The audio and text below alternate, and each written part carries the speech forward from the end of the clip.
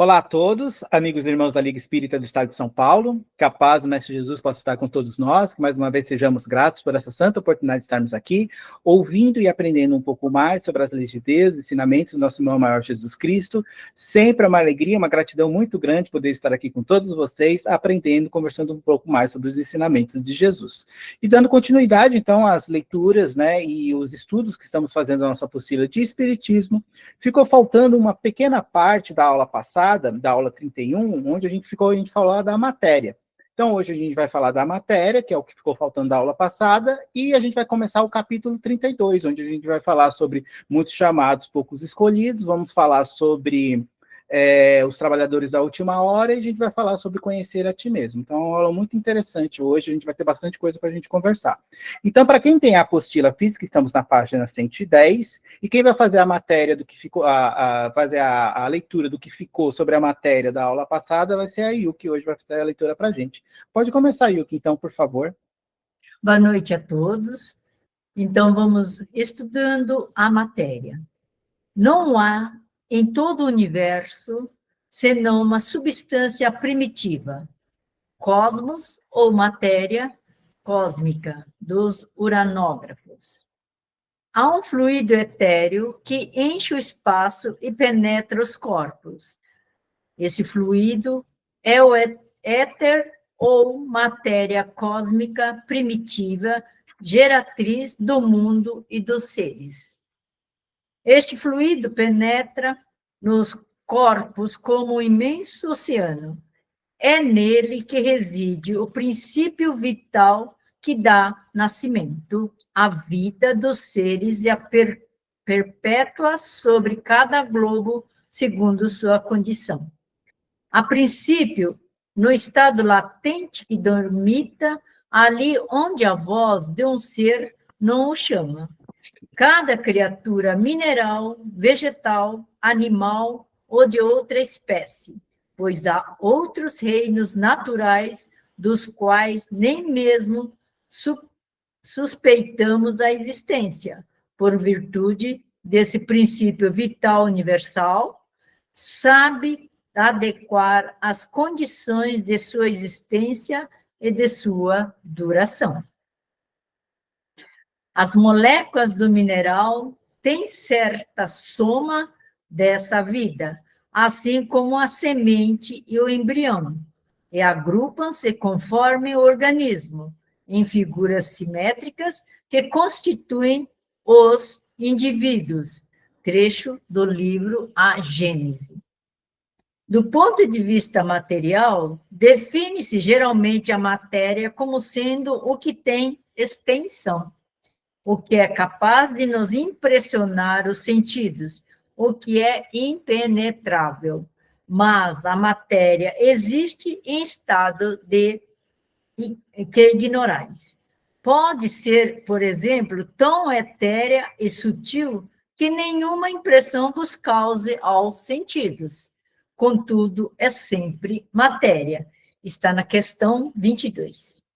A matéria é o laço que prende o espírito e o instrumento de que este se serve e sobre o qual, ao mesmo tempo, exerce sua ação. Questão 22A. Deste ponto de vista, pode dizer-se que a matéria é o agente, o intermediário, com auxílio do qual e sobre o qual atua o espírito. Comentário da questão 22. O espírito é distinto da matéria, mas a união do espírito e da matéria é necessária para intelectualizar a matéria. Está na questão 25. A união do espírito e da matéria é necessária para a manifestação do espírito, porque o homem não tem organização apta a perceber o espírito sem a matéria. E isto não são apropriados aos vossos sentidos. Está na explicação da questão 25A. Há dois elementos gerais do universo, a matéria e o espírito, e, acima de tudo, Deus, o Criador, o Pai de todas as coisas. Deus, espírito e matéria constituem o princípio de tudo o que existe, a trindade universal. Mas Ao elemento material se tem que juntar o fluido universal que desempenha o papel de intermediário entre o espírito e a matéria propriamente dita, por demais grosseira, para que o espírito possa exercer ação sobre ela, embora de certo ponto de vista seja lícito classificá-lo como elemento material. Ele se distingue deste por propriedades especiais. Se o fluido universal fosse positivamente matéria, razão não haveria para que também o espírito não o fosse. Está colocado entre o espírito e a matéria. É fluido, como a matéria é matéria e suscetível pelas suas inumeráveis combinações com esta e sob a ação do espírito, de produzir a infinita variedade das coisas em que apenas conheceis uma parte mínima. Este fluido universal, ou primitivo, ou elementar, sendo o agente de que o espírito se utiliza, é o princípio sem o qual a matéria estaria em perpétuo estado de divisão e nunca adquirida as qualidades que a gravidade lhes dá. Questão 27. A matéria é formada de um só elemento primitivo. Os corpos que considerais simples não são verdadeiros elementos, são transformações de matéria primitiva. Está na questão 30. As diversas propriedades da matéria se originam das modificações que as moléculas elementares sofrem por efeito de sua união em certas circunstâncias. Questão 31. Se deve entender que a matéria elementar é suscetível de experimentar todas as modificações e de adquirir todas as propriedades, podendo-se dizer que tudo está em tudo. Questão 33. O oxigênio, o hidrogênio, o azoto, o nitrogênio, o carbono e todos os corpos que consideramos simples são meras modificações de uma substância primitiva, não impossibilitando em que ainda não achamos de remontar, a não ser pelo pensamento, a esta matéria primária. Esses corpos são para nós verdadeiros elementos e podemos, sem maiores consequências, tê-los como tais até nova ordem. Está no comentário, questão 33. Que assim seja. Muito bem, muito bom, muito legal, viu? Obrigado. Gente, para terminar essa parte que a gente ficou, né, da matéria, até é um assunto que quem nos acompanhou já no começo dos estudos, a gente falou muito sobre eles, e se eu não me engano, a gente até vai voltar, mas para o final da apostila a gente vai voltar a falar um pouco mais sobre a matéria. Para a gente fechar o assunto, né, do capítulo, o que tem que ficar para a gente é o quê? Que a matéria, ela é esse elemento fundamental do universo, ela faz parte desse tripé, Deus, Espírito, Matéria. Deus como criador, o espírito como a criatura e a matéria como esse elemento necessário para qual o espírito precisa para fazer a sua evolução. Como a gente estudou lá, Deus quis a sabedoria divina que fôssemos criados simples e ignorantes. Então, para a gente adquirir essas faculdades das quais nós ainda não temos, das quais a gente vai adquirindo através das reencarnações, a gente precisa da matéria. Porque a matéria vai ser esse elemento que vai facilitar o espírito, essa aquisição, né, esse contato com a matéria, facilita o espírito a adquirir, através de sensações, percepções, os elementos que ele precisa para ele fazer o seu progresso, para ele fazer a sua evolução. Como a gente estudou e a nossa apostila falou, a diferença é que, dependendo do mundo evolutivo, do nosso estágio evolutivo, a matéria ela é formada através do fluido cósmico universal, que a gente também estudou. Então, esse fluido é manipulado de acordo com a necessidade do nosso estágio evolutivo. Então, quanto menos evoluído nós somos, mais a necessidade da matéria ser algo grosseira, ser algo mais rígido.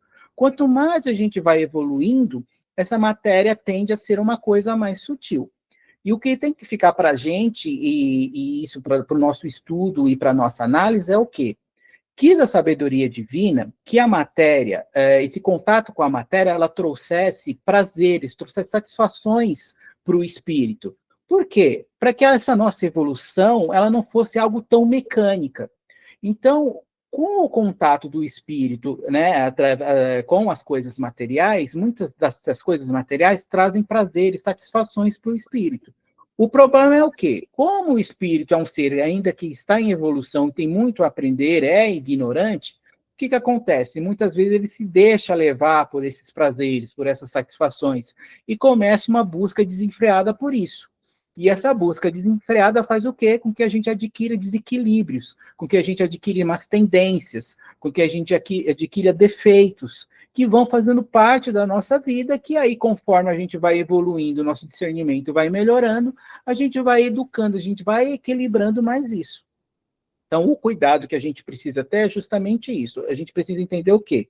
Que nós somos seres eternos, somos espíritos criados por Deus, simples e ignorantes, e que temos a oportunidade do nosso contato com a matéria, realizar o aprendizado que a gente precisa fazer para a gente conquistar essas faculdades que nos fazem falta, que a gente não tem, a inteligência, o discernimento, as aptidões, os talentos e tantas outras coisas, para que um dia a gente possa ser um espírito de luz. Esse é o caminho.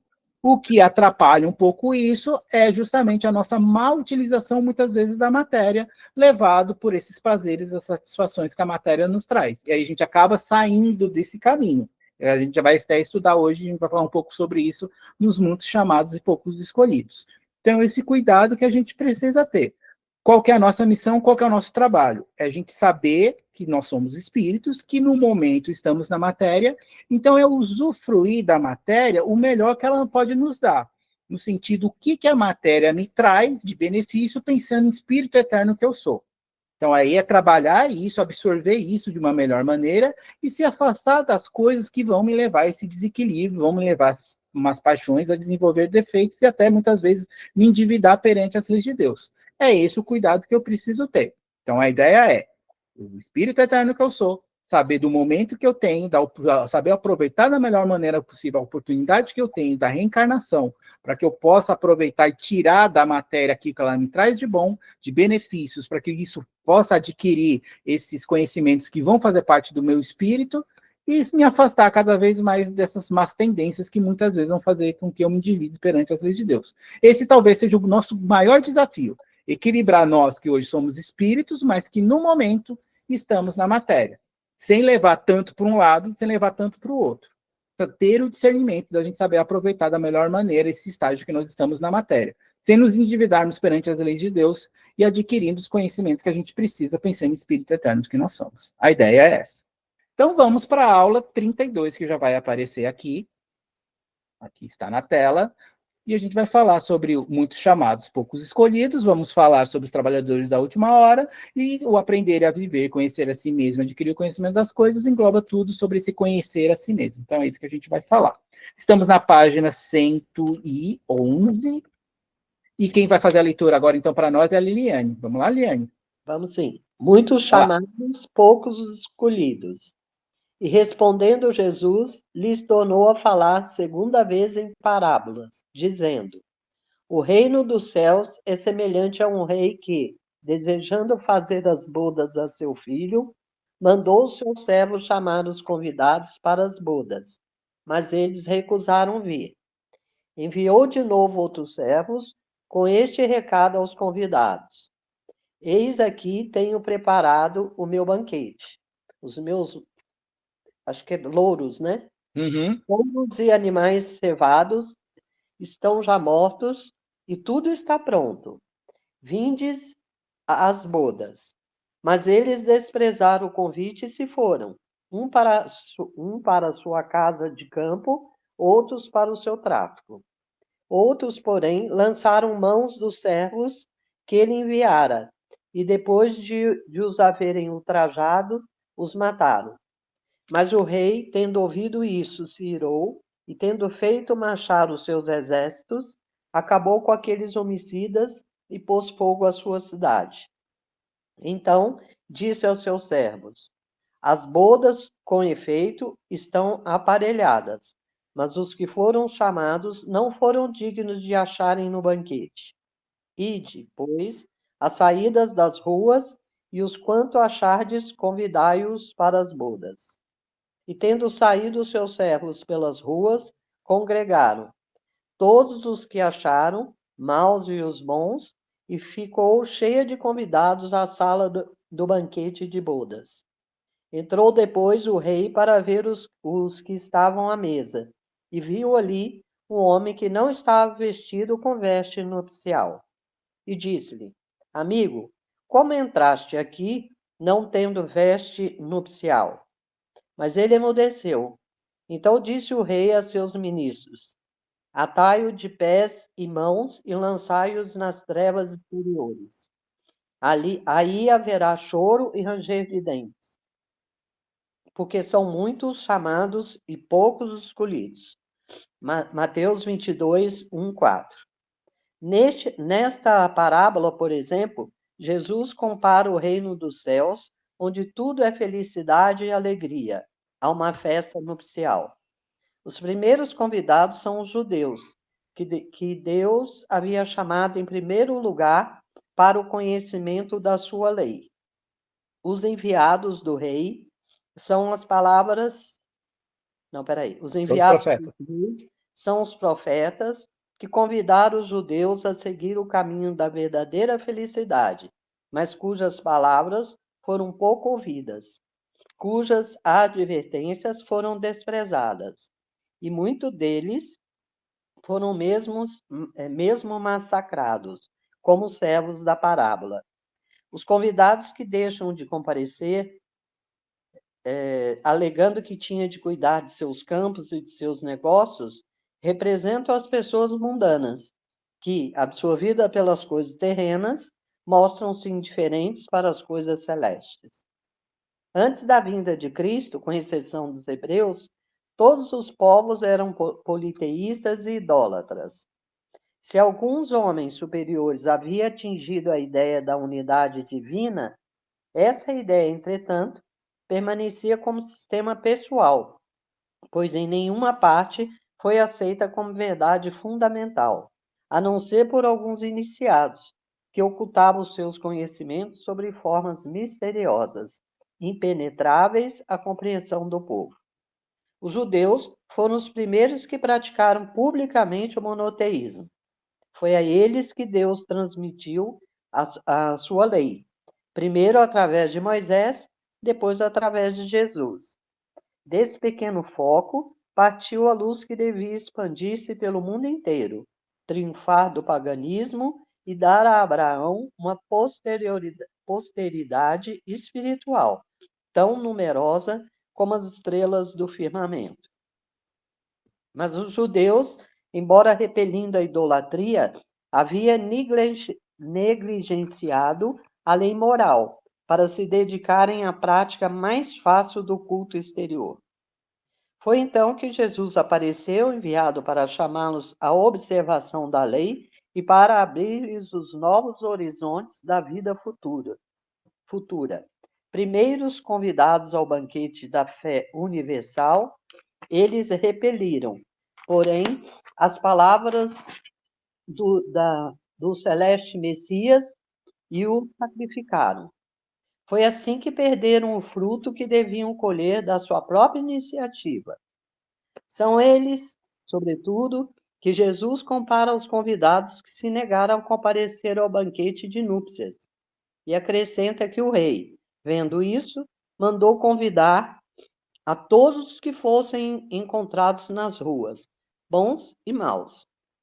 Fazia entender, assim, que a palavra será pregada a todos os outros povos, pagãos e idólatras, e que estes, aceitando-a, seriam admitidos à festa de núpcias em lugar dos primeiros convidados. Mas não basta ser convidado, não basta dizer-se cristão, nem tampouco sentar-se à mesa para participar do banquete celeste.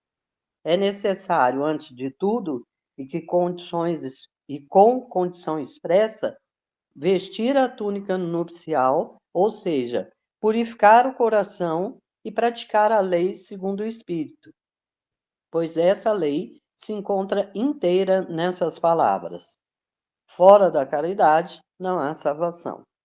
Mas entre todos que ouvem a palavra divina, quão poucos são os que aguardam e a aproveitam. Quão poucos se tornam dignos de entrar no reino dos céus. Foi por isso que Jesus diz: muitos serão chamados e poucos escolhidos. Isso aí, muito bom. Obrigado, viu, Eliane? É muito explicativo, muito didático, né, essa passagem que a Eliane leu aqui para a gente, né?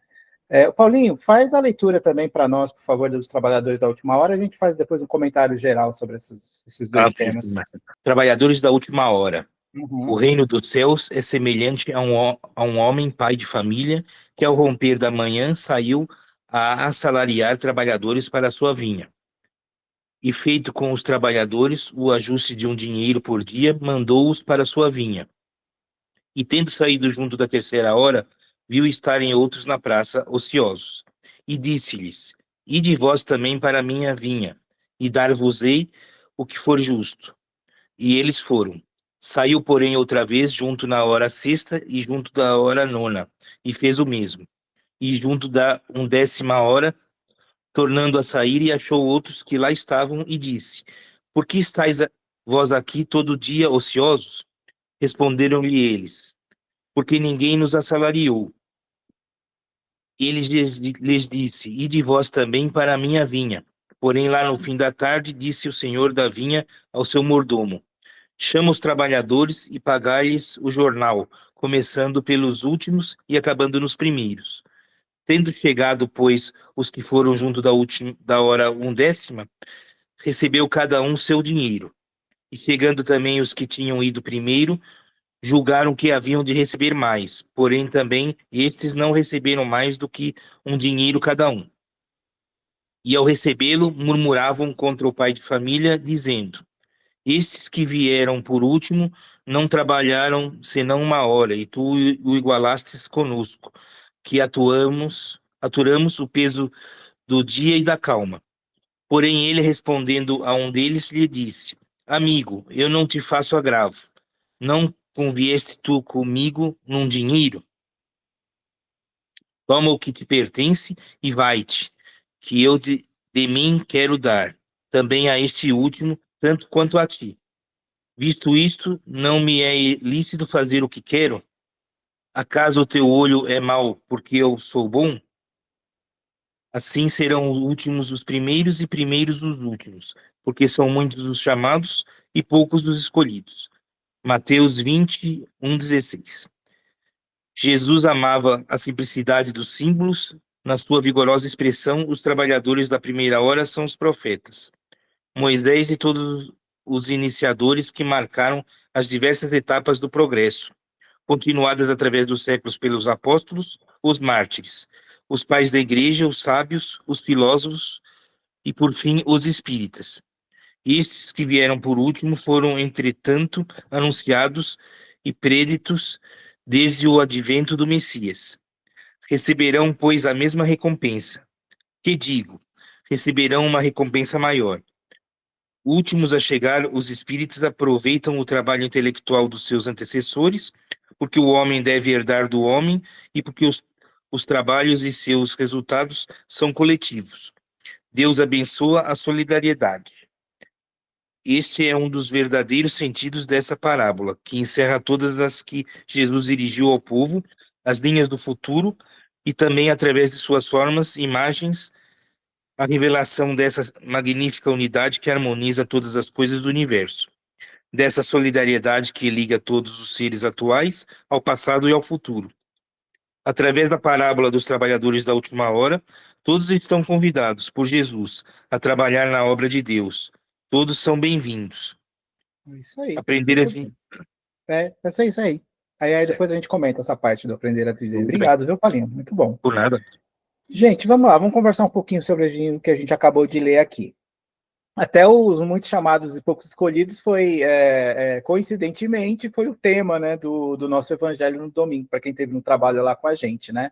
A primeira coisa que a gente deve, e a gente até estudou sobre isso, né? Muitas vezes, quando as pessoas, como está escrito escolhido, às vezes a gente pensa que deve haver algum tipo de privilégio, né? De Deus, de Jesus, a providência divina de um em relação ao outro. Mas como a gente estudou e ficou claro lá na lei da igualdade, que a gente estudou há 2 aulas atrás, todos nós somos iguais perante as leis de Deus. Porque todos nós começamos do mesmo lugar, todos nós vamos terminar no mesmo lugar, todos nós temos infinitas oportunidades de crescimento. Então, o ponto de partida e o ponto de chegada e as ferramentas para a gente construir essa evolução são as mesmas para todo mundo. Então, não existe diferença de maneira nenhuma. Isso a gente tem que deixar bem claro. Deus, a providência divina, não prefere os loiros em relação aos morenos, nem os olhos verdes em relação aos olhos castanhos. Todo mundo é igual. As diferenças que nós vemos de âmbito material têm muito a ver com a necessidade do aprendizado que o espírito precisa fazer. Não tem a ver com privilégio. Muitas vezes a gente tem esse olhar mais material. A pessoa que é médica, ela é mais privilegiada, mais abençoada que a pessoa que faz lá a faxina. E não é verdade. Todos, como a gente estudou, todo mundo trabalha pensando numa visão maior, num equilíbrio da sociedade de uma forma geral. Então, precisa do médico, como precisa lá da pessoa que dirige o ônibus, do motorista, precisa da pessoa que faz a limpeza, precisa da pessoa que arruma lá o sapato e tantas outras coisas. Então, a sociedade, ela precisa dessas funções. Então, cada um está de acordo com o aprendizado que precisa fazer. Então, não existe nenhum tipo de privilégio, muito pelo contrário, como a gente até estudou em muitos livros e muitas das coisas que a gente estuda, o livro Fonte Viva, os estudos que a gente faz da obra lá de André Luiz, a gente vê. Na verdade, muitas vezes, esse aparente benefício que a gente tem numa situação material mais favorável, na verdade, muitas vezes é um agravo de responsabilidade. Então, é esse cuidado que a gente precisa ter.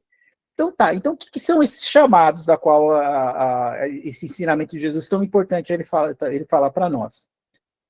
Esse caminho que a gente faz de um ponto a outro, desde a nossa partida, desde a nossa criação, até um dia a gente ser um espírito de luz, esse caminho ele é dirigido, ele é formado, ele é moldado através da utilização do nosso livre-arbítrio. Então, somos nós que construímos esse trabalho. Somos nós que construímos, através do trabalho, esse caminho. E como cada um se utiliza do livre-arbítrio à sua maneira, esse caminho não é igual para todo mundo. E esse caminho nem sempre é todo reto. Muitas vezes existem os percalços, muitas vezes é um caminho sinuoso, muitas vezes são caminhos de altos e baixos. Pelas dificuldades e muitas vezes pelas más paixões lá que a gente estudou, né, que a gente acabou de falar, que a gente causa a nós mesmos. Isso é um prejuízo para nós. E muitas vezes acaba fazendo o quê? Afastando desse nosso objetivo de um dia a gente ser um espírito de luz. Então, o que são esses chamados? São essa correção de rota, para que a gente possa, aos poucos, se alinhar às nossas vontades, os nossos desejos, os nossos comportamentos, mais próximos das leis de Deus, para um dia a gente chegar a ser um espírito de luz. Então, a espiritualidade, ela vai ajustando, ela vai nos chamando, nos convidando, fazendo essa correção de rota, de milhares de maneiras, às vezes, assim, tão sutis, tão simples, muitas vezes imperceptíveis para nós. E ela vai fazendo isso. E de uma maneira, às vezes, que a gente nem percebe, de tão simples e imperceptível que é. Às vezes, através de uma música, às vezes, através de um texto, de uma palestra, de um estudo do curso de Espiritismo, às vezes através de uma frase que está lá no caminhão, às vezes através de uma conversa que a gente tem com uma pessoa, através de uma mensagem, uma frase que a gente vê na parede. A espiritualidade se utiliza de inúmeras ferramentas das quais a gente nem tem ideia, justamente para nos ajudar nessa correção de rota. Só o que acontece? Vamos fazer de conta que ninguém está nos ouvindo aqui, nem o diretor aqui da sala, da escola. A gente escuta? A gente não escuta. Às vezes não é por culpa nossa, às vezes porque a gente está preocupado com outras situações da nossa vida, e a espiritualidade está lá convidando, chamando a gente não está dando bola. A gente está preocupado com outras coisas. E aí o que acontece? Aí ela vai chamando, ela vai se usando dessas ferramentas. Só que chega uma hora e não tem mais saída. E aí o que acontece? O que a espiritualidade faz? para nos chamar a atenção, para a gente corrigir isso, para que muitas vezes a gente não perca essa reencarnação, como a gente já perdeu tantas outras, o que aparece na nossa vida, o que acontece com o que a gente já estudou? As aflições. Aí vem as aflições. As aflições, o que elas são? Justamente esses chamados. Então, o que a gente precisa entender é o quê? Que até chegar a essa parte das aflições, a espiritualidade se utilizou de várias maneiras, de várias coisas que não deram resultado. Aí, como não deu, o que a espiritualidade se utiliza? Das aflições, que é justamente aquela sensação, né, que muitas vezes que a gente está andando no meio da rua, que de repente surgiu uma parede lá do nada, a gente bateu com a cara na parede, que a gente nem viu, nem sabia do que era. Mas por que isso? Para a gente ter esse chacoalhão, para muitas vezes a gente perceber que esse caminho que a gente está seguindo vai dar ruim, que vai trazer prejuízo para a gente. Como o Silvio falou, né, no evangelho passado lá, muitas vezes vai trazer o quê? Vem através do quê? Às vezes de problemas de saúde, às vezes vem através de alguma situação na nossa família, às vezes através do nosso trabalho, ou em relação com alguma outra pessoa. Aparecem situações justamente para a gente perceber que tem coisa errada, para a gente poder corrigir isso antes que seja tarde demais. Vamos continuar? A gente vai falar agora sobre o aprender a viver. Aqui na página, no finalzinho da página 112, a apostila fala assim: destaca-se entre as conquistas o ser aprender a viver no estado em vida que se encontra. A vida se desenvolve em estado material, físico e no estado espiritual, etéreo, quintessenciado. No estado espiritual, o espírito se encontra liberto do corpo carnal, utilizando-se do corpo perispiritual, enquanto que no estado material se encontra revestido do corpo físico carnal. Aprender a viver no estado material consiste em aprender a utilizar bem o corpo físico, material, utilizando-se também da matéria colocada à sua disposição pela reencarnação, podendo ser bem aproveitar ou não mais uma experiência carnal. A reencarnação, a ligação com a matéria não será bem aproveitada quando esgotar-se em si mesma. O aproveitamento será melhor quando a matéria for utilizada não como fim em si mesma, mas sim como meio para atingir uma finalidade. Precisar-se-á saber da finalidade, sabendo utilizar-se dos meios materiais para se chegar ao fim colimado. Ter-se-á, essa conjuntura, a matéria sendo utilizada como um meio e não como um fim, que é a correta utilização da matéria. Os ensinos de Jesus passarão a ter novos, diferentes, mais amplos significados. As suas orientações sobre desprendimento dos bens materiais serão melhores compreendidos e entendidos como práticas da vida e não alegorias ou metáforas. Terá aprendido a viver aquele que souber utilizar-se da matéria para progredir e evoluir espiritualmente. Aquilo que a gente vem falando, né? Inês, lê pra gente o Conhecer a Ti Mesmo? Sim, pois não. Vamos lá. Conhecer a si mesmo.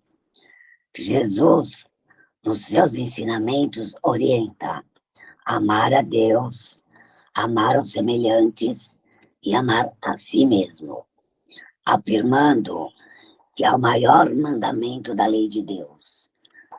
E para amar a si mesmo, o ser precisa se conhecer, saber o que é, o que faz por aqui e o que lhe compete fazer.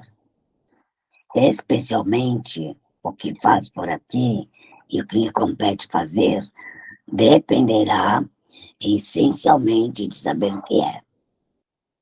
Em caso de ignorar ou querer ignorar esta questão, a vida fluirá com o ser cuidando dos assuntos de interesses materiais, das várias formas que a matéria se reveste e escoará no vazio da matéria, voltada como fim em si mesma. Voltando-se para o que é, o ser descobrirá que, encarnado, é constituído dos componentes material e espirituais. O material é o corpo de carne, e os espirituais são o perispírito e o sistema energético. Descobrirá ainda que precisa saber utilizar-se dos componentes, utilizando-os corretamente. Descobrirá que o corpo físico está destinado a colocar-se como meio para, através das interações materiais, o espírito poder adquirir inteligência e desenvolver qualidades morais. Por sua vez, os componentes espirituais estarão destinados a servir como meio para pôr-se em contato com o mundo espiritual, receber sua influência e também influenciá-lo. Descobrirá que servirão para compor a integridade material do corpo material e que existe íntima correspondência entre os elementos materiais e espirituais e que a vida e saúde do corpo físico dependerá do estado saudável e harmonioso dos elementos espirituais transcendentais. Da mesma forma que cuida dos assuntos materiais, deverá também cuidar dos assuntos espirituais, com o mesmo interesse, dedicação, devotamento e perseverança. Descobrirá, enfim, que deverá estar em harmonia com a criação e o Criador. Termina, Alice, para a gente. Adquirir o conhecimento das coisas. Além de aproveitar as oportunidades criadas pela reencarnação e desfrutar os prazeres proporcionados pela matéria, uma das finalidades de viver a vida material é adquirir o conhecimento das coisas. Adquirir o conhecimento é tomar contato e entrar de posse de verdades, as humanas e as divinas. As verdades humanas se relacionam ao conhecimento adquirido pelas civilizações ao longo da história, compondo o acervo cultural da humanidade. As verdades humanas se atêm mais ao interesse material, prático e imediato. As divinas relacionam as revelações sobre-humanas, procurando orientar a vida, visando ao progresso e evolução espiritual do ser, conduzindo à elevação. As verdades divinas se voltam aos assuntos de interesses espirituais que transcendem os interesses materiais. As verdades divinas, por sua natureza, tratam dos assuntos de ambos os interesses, os materiais, práticos, imediatos, e os espirituais, imediatos e futuristas. Reencarnado, o ser precisa se empenhar, se esforçar e perseverar para adquirir o conhecimento das coisas, descobrindo a verdade e utilizando-a para conhecer-se a si mesmo, para aprender a viver. Adquirem-se as verdades humanas como preparação para a aquisição das verdades divinas. Isso bem, muito bem. Obrigado, viu, Alice? Não. Gente, para a gente terminar a aula de hoje, essa parte do conhecer a ti mesmo, que engloba tudo isso que a gente acabou de ler, ela é muito importante, muito mais do que até a gente imagina. Nós nos conhecemos a nós mesmos a partir do momento que a gente para por um tempo e olha para dentro de nós e vê aquilo que a gente tem de bom e aquilo que a gente ainda não tem de bom. Esse parar para a gente olhar para dentro de nós é um pouco complicado. Por quê? Ou muitas vezes a gente se deixa levar pelo orgulho e aí a gente só vê as coisas boas que a gente tem e aí a gente até se utiliza disso muitas vezes para mostrar, para subjugar em relação às outras pessoas, né? Olha como eu sou inteligente, olha como eu sou capaz de fazer isso, olha como eu sou bonito. Muita gente se deixa levar por isso. Ou muitas vezes, quando a gente olha e vê lá os defeitos que habitam na gente, o que a gente faz? A gente joga lá para debaixo do tapete. Porque a gente não quer ver, a gente não quer mexer nisso. A gente fica postergando isso. Mas muitas vezes, por quê? Porque a gente não quer mexer. Porque muitas vezes mexer dói. Porque a gente está mexendo em algo que às vezes a gente não queria que tivesse ali, não queria que fizesse parte da gente. E às vezes a gente esconde isso, ou se deixa levar muitas vezes pelo orgulho.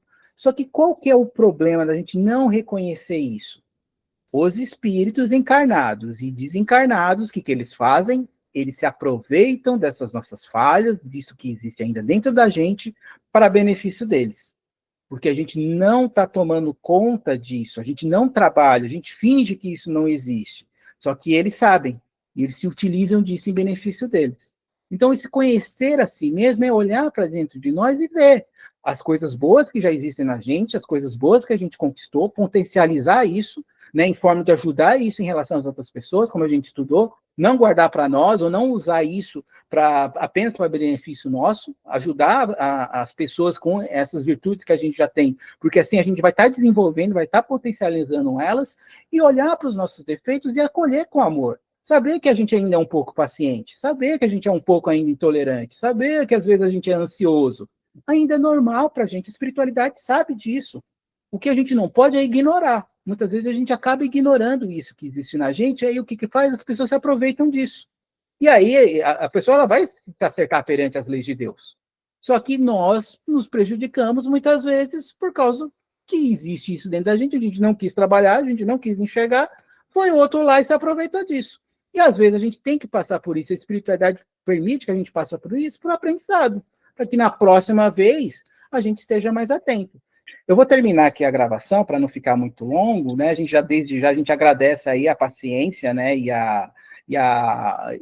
Né, a visita, né? E o olhar de todos aí para essa aula. Desejamos a todos uma excelente semana, uma semana muito abençoada para todos, e que, se assim Deus nos permitir, possamos nos encontrar mais uma vez na semana que vem. Então, até lá então, que Deus e Jesus abençoe a todos, fiquem todos com Deus.